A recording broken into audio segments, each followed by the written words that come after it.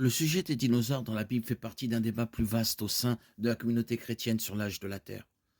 L'interprétation correcte de la Genèse est la façon d'interpréter les preuves physiques que nous trouvons tout autour de nous. Ceux qui croient en un âge plus ancien de la Terre ont tendance à convenir que la Bible ne mentionne pas les dinosaures.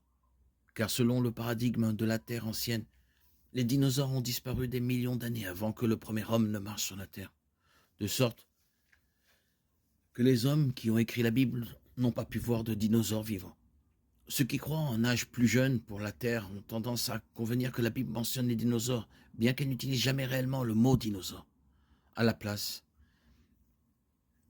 elle utilise le mot hébreu tannin, qui est traduit de différentes manières dans nos Bibles. Parfois, c'est monstre marin et parfois c'est serpent. Il est le plus souvent traduit par dragon, une sorte de reptile géant. Ces créatures sont mentionnées près de 30 fois dans l'Ancien Testament. Par exemple, dans Psaume 74, 13, Isaïe 27, 1, Jérémie 51, 34. Et ont été trouvées à la fois sur terre et dans l'eau. Un autre mot hébreu, Léviathan, translittéré Léviathan, est utilisé 6 fois dans les Écritures. Par exemple, Job 41, 1, Psaume 104, 26. Et fait référence à un type de grande créature marine, féroce. La description du Léviathan dans Job 41 donne l'impression d'une créature forte, mais gracieuse, invincible, contre laquelle les armes ne peuvent rien. Rien sur la terre ne lui est égal. Job 41, 33. Une autre créature géante que la Bible décrit et que Job connaissait bien est le Béhémoth, qui est considéré comme un exemple parfait de l'œuvre de Dieu. Job 40, 19.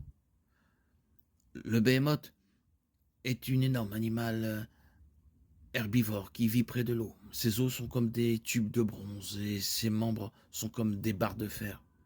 Job 40, 18. Sa queue est comparée à un cèdre. Job 40, 17. Certains ont essayé d'identifier le Béhémoth à un éléphant ou à un hippopotame.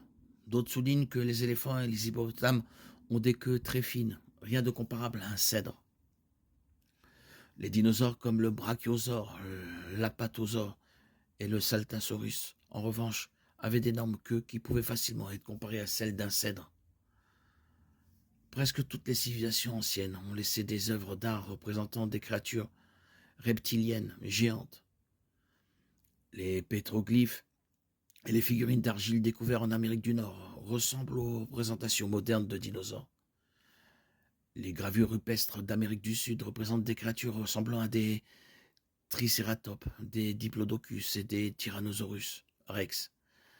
Les mosaïques romaines, la poterie maya et les murs des villes babyloniennes témoignent tous des souvenirs transculturels et géographiques illimités de l'homme à l'égard de ces créatures. L'explorateur du XIIIe siècle, Marco Polo, a écrit qu'il avait vu d'énormes serpents en Chine, qu'il a décrit ainsi.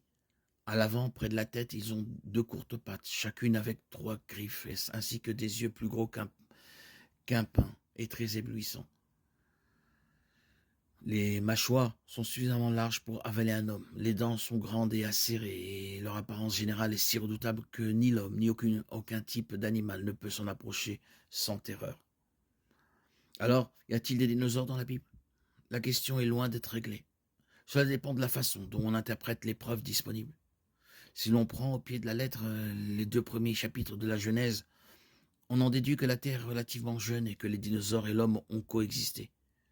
Si les dinosaures et les êtres humains ont coexisté, qu'est-il donc arrivé aux dinosaures? La Bible n'aborde pas la question, mais les dinosaures ont probablement disparu après le déluge en raison d'une combinaison de changements environnementaux dramatiques